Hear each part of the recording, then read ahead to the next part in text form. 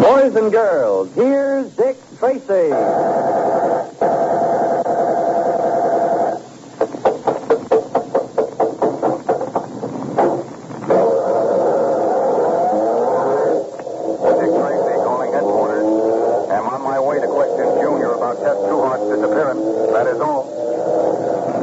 Presenting Detective Inspector Dick Tracy, protector of law and order. When the theft of a large order of industrial diamonds was discovered, Dick's only clue was an ordinary-looking lapel pin in the shape of two intertwined hearts. When noticing the same design in the tattoo on a dead man's shoulder, Dick soon learned through the Federal Bureau that the theft was the work of Nazi fifth columnists. And Tess Trueheart recognized the lapel pin as the badge of an apparently harmless social club about which she once wrote a feature article. She agreed with Dick that the club was probably a false front for Nazi activities. But when Dick had verified this, he learned that Tess had disappeared. Actually, she's the unwilling guest of the Nazi ringleader, Brinker von Ludwig. But Dick doesn't know that. While he frantically searches for Tess, von Ludwig and his hatchet-faced female assistant, Hedwig, are huddled over a secret shortwave radio. There, Brinker. Is that not our ship? Mine, Hedwig. It's a long wavelength. You should let Dolman do this. He is a radio expert. He's also extremely curious. I can manage. Jawohl. But the less we use this radio, the better. Wait, I think... No, it's just a routine weather report. Suppose something has happened to the ship. Now, what could happen to it, Hedwig? Suppose the Atlantic Patrol has challenged it. Suppose they learn it is not a Swedish merchantman. Why do you always imagine the worst? Because in this way, one is prepared for the worst. But we've already prepared for that. The ship's papers will be in perfect order. Forged, of course, but the Amerikaners will not suspect that. Do not underrate the Americans, Brinker. They make progress for an inch and talk like they've traveled a mile. But they have listening posts. If they intercept the ship's message to you... Let them. The message will be harmless enough. Meaningless, in fact. I wish there was some other way of getting those diamonds back to Germany. This is the best way, I tell you. You say that because it is your way. And may I ask, Fräulein, what is the matter with my way? Matter with it? Do you think Gundel will go to prison for a forgery he did not commit? Gundel is a Dummkopf. He'll never connect the theft of the diamonds with his membership in our club. You are so sure of everything, aren't you? What about this Dick Tracy? Will he not connect it? Let him. I have a sure way of dealing with Inspector Dick Tracy. You mean the girl in there, that reporter? Miss Trueheart, yes. Once he knows the safety depends on it, he will be reasonable, don't worry. She said Fritz Hoffman would be reasonable. How did I know Fritz would be a greedy pig? Imagine demanding $1,000 merely for acquiring diamonds with that forged receipt. And they threatened me. Imagine. I prefer not to when I remember what happened to Fritz. See that you do remember it. See that the same thing doesn't happen to you, Hedwig. They will never find me floating in the river. You need me too much. And stop questioning my judgment, please. I only question keeping the girl here. What else am I to do with her? You got rid of Fritz Hoffman. You mean to... No, Hedwig. The girl will cause trouble, Brinker. Well, how can she locked up in there? She is clever. And so is her friend Dick Tracy. And so am I. If you were really clever, you would take your chances with her. The river is nearby. No, I tell you. As long as we do her no harm, Tracy's hands will be tied. But suppose someone made a mistake. Suppose something did happen to her. Accidentally, of course. Meaning you? I am not infallible like you. I am apt to make a mistake anytime. Hedwig, if anything happens to Miss Trueheart, I will hold you personally responsible. Oh, I do not mind. I will be responsible. You will be turned over to the American police on a charge of murder. And suppose I should tell them everything. No, you would never do that. You're too good a Nazi. Yes, but I could. The girl is younger than you, prettier than you. You're jealous, Hedwig, eh? See that you give me no cause to be jealous, Brinker. You know that I do. What was all that? Quiet.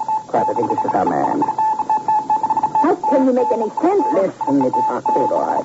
Get a pencil, Hedrick. Right by your hand. Yes. Well, are you sure? Positive. What did they say? Here. Rather heavy. Expect reports early. Rather heavy. But this means nothing, Brinker. You think so, eh? Good. Now I'll reply.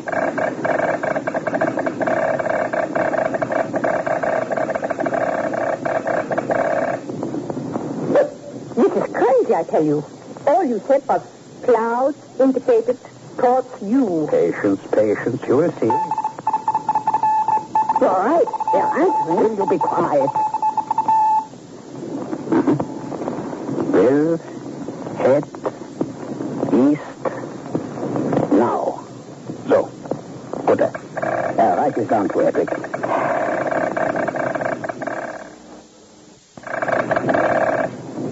I got it, but it makes no sense. It is not supposed to. I'll take a reply here.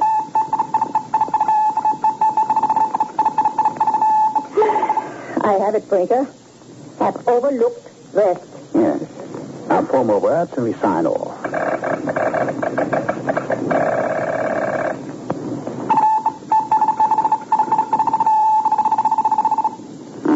Good enough. Everything exactly as I planned it. Brinker, you must either explain to me or provide me with a straitjacket. Oh, poor Hedrick. It is so simple when one knows. Simple. Their first message said, weather heavy, expect report early. You replied, clouds indicated towards you. And then they said, we'll head east now. Yes. It is crazy. Oh, no. You simply take the first letter of every word. The words themselves mean nothing. Only the first letters. Oh, I see. Then weather heavy, expect reports early means W-H-E-R-E. Where? Exactly. And my reply, clouds indicated towards you. C-I-T-Y. City. What's the next one? They said, will head east now. W-H-E-N. You see? Where? City. Then? All right. You said no obstacles on north. N-O-O. Noon. Then you said have overlooked west. H-O-W. How? And my last message told them. Weather abating in time. W-A-I-T. Now, you see how simple it is? You read their messages and I'll give you my answer. All right, where? City. When? Noon. How? Wait. Very clever of you, Brinker. And the beauty of it is, it sounds so harmless to anyone else. I will send Felix in a speedboat to fetch the ship's captain at noon tomorrow. And when he comes? I will deliver the diamonds, and we will celebrate their handsome profit. So, what do you think of my way now, eh? I will show you at the dance tonight. You haven't forgotten the annual, I hope. Don't worry. You know, I think this social club has just about served its purpose, Hedrick. After tonight's dance, I think we will disband it. I find that lately it is more of a hindrance than a help. And especially with Gundel around. I think it would be better if we simply dropped out of the side. Now, Junior, you were the last person to see Tess before she disappeared. Where's Dick? I did my darndest to find out what was on her mind. Because you know women. Yeah, sometimes I wonder. She didn't say a thing, huh? Yeah, she was flying all over the place, getting her suitcase packed. Did you help her do that? Yeah, some. What'd she pack? Oh, the usual junk girls travel with, lipstick. Oh, what powder. clothes, I mean? Well, she was wearing... I know what she was wearing. I talked to her in her office. What did she pack? Well, she took that blue thing. You know, the one with all that lacy stuff An on evening it. dress, you mean? Oh, if that's what you call it. The one she wore when you took her to the United Nations ball. Well, go on. She took an evening gown. Yeah. And, oh, sure, the satin slippers that go with it. Mm-hmm. Did she say anything about that lapel pin, the 2 hearts? Gee, Dick, I don't think so. All she kept saying was, boy, what a break. What a story. What a break. Yeah, when I talked to her earlier, she showed me the article she wrote about this phony social club. Then she comes home and packs a party dress and... Why, sure, that's got to be it. Who was? Let me get out that phone. Now, you've gone haywire. Not me, Junior. Tess was heading for that club. They're holding their annual dance tonight, and that's why she took a party dress. Why, it's got to be. Hello? Excuse, please. Aber, what time is the dance tonight, Fräulein? It will begin at 10 o'clock. Dankeschön. Thank you. Should I wear my tuxedo, please? If you expect to get in, you had better. Jawohl, Fräulein. Gee, Dick, I didn't know you could spout German. Don't look now, Junior, but I can. Now, let's see. By the time I get hold of Pat Patton and get home and change into my tuxedo... Gosh, you're going to wear a monkey suit? Well, got to, Junior. And Pat, too? Well, sure. They won't let us into the dance without them. Boy, I'd like to be there to see that. Well, just so Tess is there to see it is all I care about. Well, boy, the things a cop has to go through. You're not kidding, Junior. You're at least getting dressed up to meet Tess, but poor Pat hasn't even got a date. No, you're wrong. Pat's got the same date I have. You mean with Tess? Nope. The two of us have a very heavy date, Junior, with a killer. Now, hand me that phone again so I can call Pat and break the news to him. I am worried, Brinker. What? Again? Now, what is it? This dance tonight. It's open to the general public. Of course. What of it? The general public might include Dick Tracy. Let him come. If he's looking for Miss Trueheart, he won't find her. But he'll find a great deal more than he is looking for. If he thinks he knows what trouble is now, wait until he crosses my... Detective Inspector Dick Tracy will be back tomorrow, same time, same station, with more exciting adventures. Be sure to listen. This is Don Gardner speaking.